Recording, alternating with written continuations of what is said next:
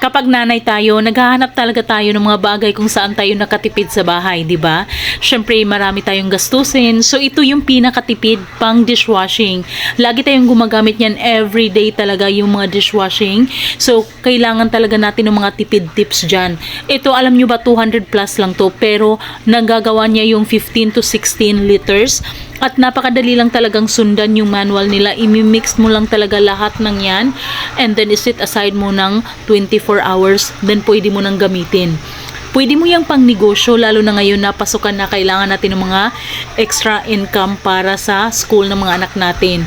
Napakabilis lang talaga guys, ganyan lang talaga siya, i-mix mo lang and then pwede na siyang gamitin, napakabula pa talaga niya. Ito na yung ginagamit namin, imagine niyo ha, 200 plus pero meron na akong pang 6 months yata yan na supply. Diba? So syempre matagal pa yan maubos. Kaya kung gusto nyo rin, i-click nyo lang yung yellow basket para maka-order kayo.